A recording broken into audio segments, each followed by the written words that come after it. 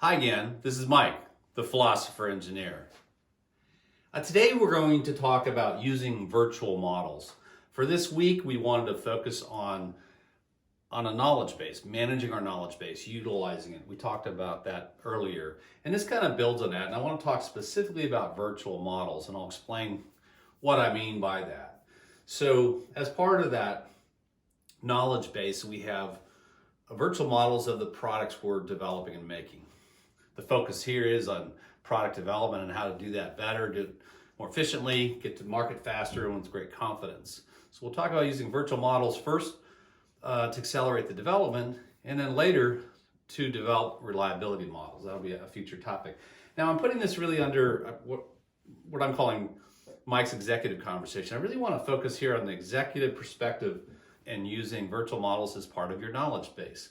Because I want to think about this in terms of investment, a financial or a budget. How do you allocate your budget? How do you invest in these engineering activities, and why? So that's what we're going to talk about. So a virtual model is really where we're using the computer and we're building a model that describes the function. Now we use virtual models already in most cases with CAD. So with CAD, we're capturing the design, usually in 3D, and we can even print and make prototypes very quickly from CAD. So that's design. But before I get into the virtual models, I want to talk about engineering in the bigger perspective. I'm drawing these three circles because when I describe engineering, I really describe it in these three activities: the design, the testing, and the analysis. Now, not necessarily in that order. We're really talking about D for design, T for testing, and A for analysis. And we're involved in all those activities, and you may be familiar with most of those. So a typical process is you're going to design a device, a mechanism, some component. Ideally, you do a little bit of analysis. So what's the physics if you're doing a spring or a motor or a bearing or whatever the functions are, the amount of force, the amount of energy, that sort of thing. So the analysis, and then we have the testing. And that's where we build physical parts, we do physical testing. So when I talk about virtual models, I'm really talking about sort of this analysis area, and that is a virtual model that we can mimic the real device and test it virtually and prototype it virtually. So let me get into that a little bit more and explain what that is. Now, in the CAD, we're really talking about geometry. That is the size, the shape, and that sort of thing. Now, in CAD, there's tools for simulation. What happens is the virtual models really are mathematical representations. We can do a calculation on stress. We can do a calculation on the material properties. We can take all these different elements, and in most cases, we can calculate those things before we build them and test them. It's like having a hypothesis for a test. Now, what happens is the analysis, these models could be in programs as simple as Excel. So just when you use Microsoft Excel or a worksheet like that, obviously you can do financial calculations, but you can also use it for test data, and you can also use it for analysis. But there's other tools that are better suited for doing sort of the physics modeling. And I want to differentiate on the design. We're talking about the geometry, and here we're really trying to get into function. Now I draw these overlapping each other because there's really not a clear end between design and analysis and testing. Some people would put that all under design. The design is informed by analysis, but I'm just using that to kind of describe those areas. Most of the clients that I work with do a lot of testing, and they write test reports. There's a lot of time, there's a lot of iteration. And I'm going to say there's about 3 times as much engineering effort in the testing than the analysis. Now I'm just kind of throwing out a number, but that's about what I've observed. So analysis is often done more ad hoc. There's a FEA model done here or a calculation done here. There's good engineering work that's done, but it's not always integrated into that effort. Using virtual models, the way I'm discussing it, would be to really have a more complete set of models where you can prototype and evaluate the functions of the whole system and the subsystems virtually. And so we would treat them more like CAD. With CAD, we put that effort into the CAD and we roll the revision each time we make it. We control that process. And we don't always do that with the analysis. So what I'm proposing for a proactive approach is to really increase the amount of analysis budget and effort And if you do that, that's typically done in advance of the testing. So you're going to calculate and you have an expected outcome, and then you're going to go into the lab and test it. And if you do this, what happens is you converge much more quickly with each iteration. For designs, for product design, we typically need a number of iterations, but we want to get the most out of each iteration, and that's where the model comes in. So instead of just guessing when we have a set of calculations, we have an expected outcome, we go into the lab and we see how close they are. And they're not always the same, and then we iterate. So I just want to say three things about the virtual models. What are they? Well, they're computer programs. And that could be Excel, it could be MathCAD, it could be MATLAB, and there's a whole range of simulation tools, finite element modeling, etc.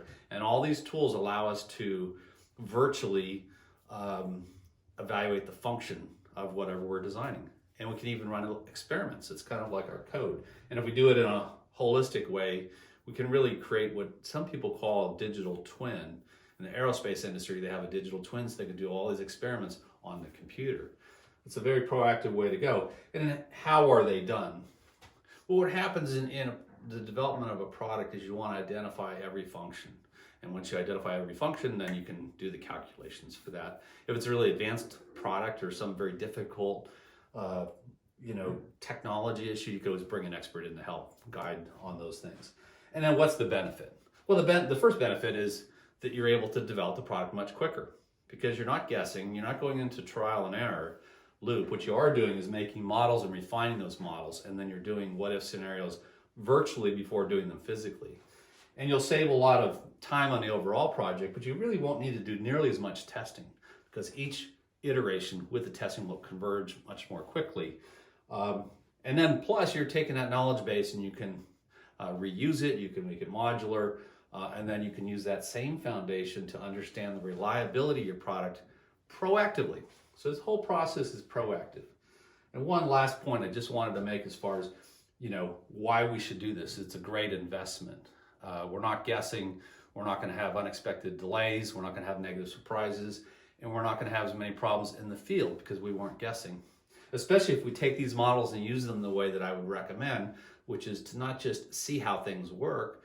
We'll talk about how you intentionally break things virtually. You should break them physically and break them virtually, but what's faster? It's always faster to break things virtually and easier as well. And then you can go to the lab and break them again. But as far as getting that done quickly and understanding that, because understanding reliability first requires that we understand the failure modes for which we're not reliable, and how much design margin we have between our operating range and where it fails. So that will be for our next topic. We're going to get into reliability models, but first we have to understand the value of committing to more complete use of virtual models. I recommend using them as broadly as you do CAD. So it's all the way through that process.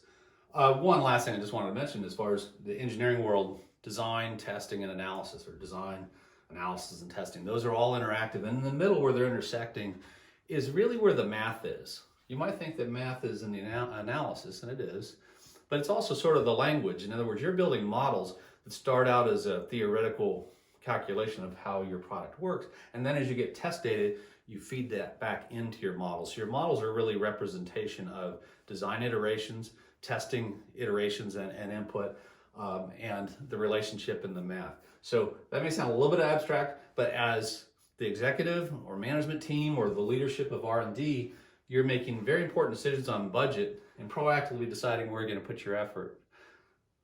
You're going to be able to develop products faster. You'll be able to accelerate that process. You'll be able to improve your decision making, make it more objective when you really utilize virtual modeling across the board. And this is something where you can get outside help if you want to get started, and then it can be reused as you go through either optimization or problem solving. That's a great set of tools. Anyways, that's it for today. I hope you're all doing well with this COVID crisis. Hopefully we'll start to move away from that and get back to some kind of sense of normal. But wish you the best. I enjoyed these conversations. If you have any questions about this, you can contact me. I'd love to help set up virtual models in your company, and that'll lead to reliability models, especially for larger companies. This is an incredible investment, and 5 or 10 years from now, everybody's going to be doing it anyways. We're just kind of pushing that ahead as a proactive step. We already did it in CAD years ago. I'm old enough where I worked on the drafting board and went through all those iterations that way, and that was pretty difficult. Most companies now have the full CAD process, so they really have the virtual model in the geometry area. When you get it for the rest of your product, when you really invest in making the virtual models for your whole product, you will go faster, you'll have better results, you'll save money, and that's what we're after. All right, have a great day. Thank you very much. Bye.